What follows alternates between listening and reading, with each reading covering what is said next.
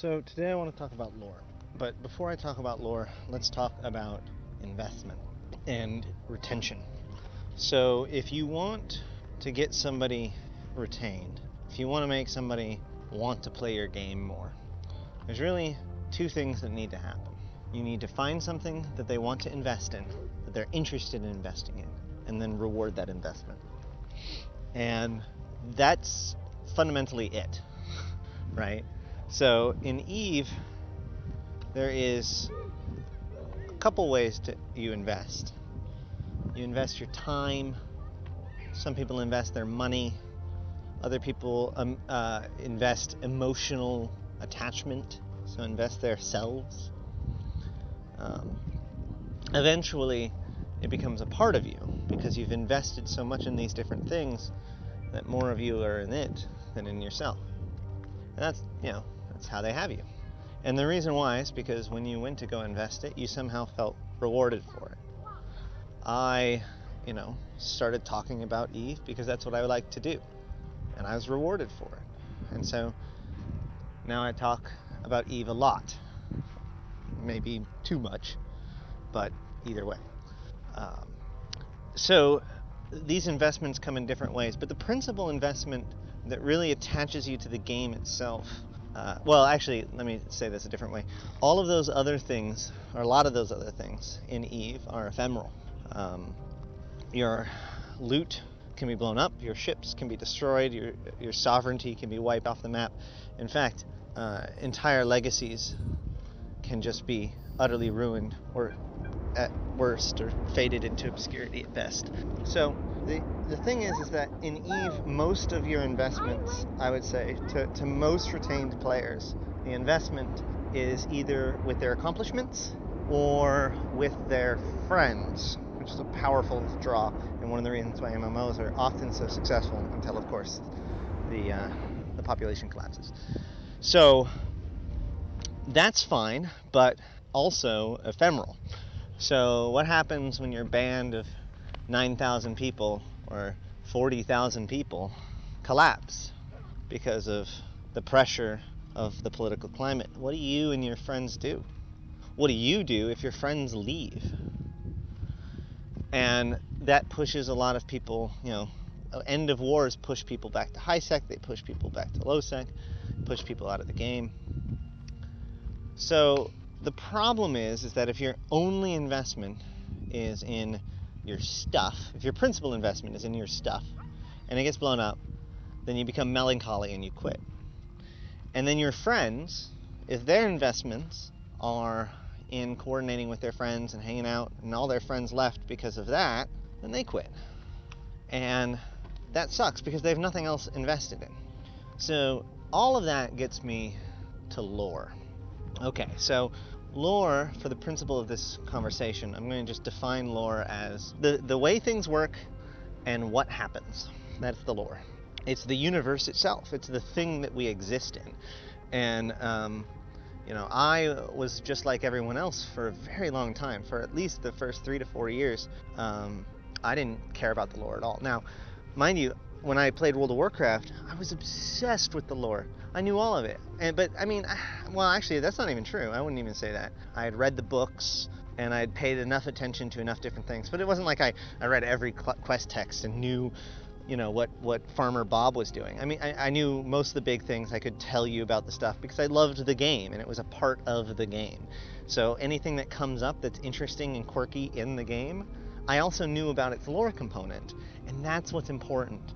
The game itself taught me what parts of the lore was important by rewarding the knowledge of knowing about it, even if it's just to tell your friends, hey, by the way, did you know? And that is the reward. One of the thing about the lore is that the lore needs to be rewarding, because once again, you need to find somebody's engagement and then reward it, and then you got them.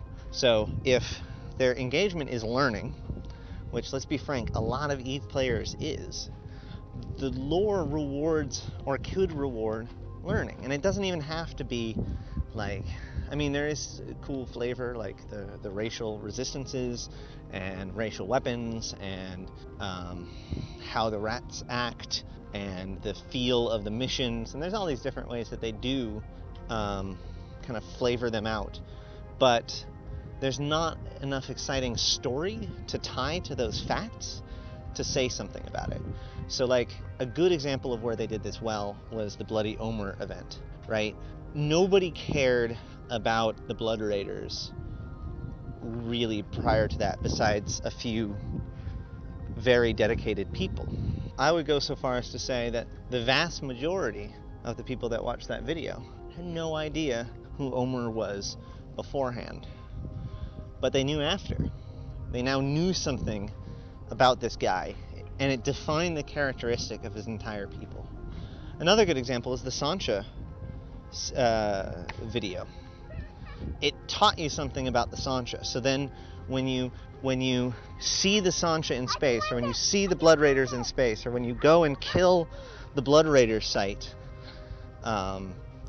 you remind yourself, you're rewarded for knowing something about them, especially if there's something in the site that harken, or there's sometimes things in the site that harken back to it, like even just them crying out for Omer, or whatever. But the point is that all of this helps players invest in the universe itself, right? So in the same way that you learn how to fly, to manage your ship, and that knowledge becomes investment, so too, if the lore is worth learning and is digestible and is, accessible, then you get people invested in the universe itself. And so then when let me put it to you a different way. Let's say that the Cosmos missions were really cool, and there is some fun story elements within it, like the flavor of certain characters which represent their people. Because what you want to do is every time you interact with these character actors, you want them to be reflective of their people, so that way you're also learning about their people. So anyway, a Cosmos mission or one of these events happen, and the story progresses. There's 2 or 3 things. You learn something about these guys. So then you walk away, when your people collapse, that you can go and do this fun adventure. And you haven't gotten around to it because you've been busy doing war and nullsec ratting and all that stuff, but man, there's all these cool things that you've heard about people are doing, and these cool stories that come out of it, and things that you can learn. And maybe there's these data packets and secrets. We've had secrets before come out where we have to process them in the lore channel and all that stuff. Those are really fun and rewarding, especially for those people. It's one of the reasons why the lore community is incredibly engaged and incredibly retained. But the problem is that the barrier to entry into those groups are very low, or is very high. I get contacted all the time about how to get into the lore, and I pass them off to things like Mark 726's Lore Survival Guide, which is amazing, but it's not enough, and it's not good that it has to be that way. The Evilopedia got taken down, and I've heard told that there's going to be a new Evilopedia coming out, and I imagine that it's one of the things that are coming in November at this point. But I've also heard that it's basically just a replacement, not an improvement. I don't know if that's good. Hopefully the data, having all the information accurate, might make it worthwhile. If they link it into the game like they were saying they were going to back in Incarna, that might be even better, but I don't know if it'd be enough. Combine that with a bit of a different PvE and maybe some different rat AI, and suddenly this world of it becomes one in which it's not sinful to know about the lore. EVE Online is one of the only games in which I've experienced ostracism because of the fact that I'm interested in the story of the game that we're all passionate about, and that's a mentality that simply needs to change. If we're going to be invested in this game, and if we're going to live in a game in which things can just be taken from us, then we cannot just invest in our things. We must invest in the universe itself. Ultimately, it's okay for many Capsuleers to be aloof and uninterested in the affairs of human politics and the going-ons of the lore. In fact, in a strange way, you're actually playing your character. The Capsuleers are space gods among humans. We deal in money that is beyond calculation, and every time a ship dies, we don't even bother to tally the thousands of people that may have been involved. whose lives were cut short. Every time you delete a structure in the PI colonies, you're either condemning a group of humans to either death or perhaps unemployment on a strange planet you don't care. So that's okay. It's okay to not care about the lore. It's okay to not care about the Gallente election. It's okay to not care about the coronation of the Empress. But the universe itself needs to cater to those who do want to.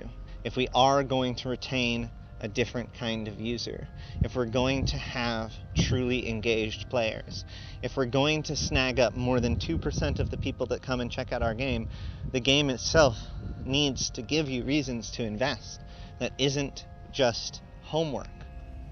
EVE Online is an incredible game, and there's a huge misconception that PvE changes or PvE improvements or high-sec improvements or all that kind of stuff is counterproductive and or making high-sec more interesting would make nullsec less engaged. That's actually not true. People that decide whether or not they want to be in high-sec aren't deciding, oh, should I go to nullsec? They're wondering whether or not they should continue to play the game. By giving the answer of high-sec isn't fun because they're supposed to go to null, you're actually just making people leave. If you engage people, if you trap them in our stupid game where they continue to play and continue to learn and continue to skill up and continue to keep accomplishments, on a long enough timeline, they will run into you and you will kill them, or you will befriend them, or you will do both. And then that person is won over. The game has to retain them. And the only way that can happen is engagement with an investment in the universe itself. It needs, space is exciting, and the story is interesting. It's worth investment. It's worth investment by CCP, and it's worth investment by us. It looks to me that CCP is, in fact, investing in it. All signs seem to point to this kind of idea in November or shortly after. I'm excited to see the details, but I wanted to put this out first. I wanted to discuss this first so that we as a community can begin to process this.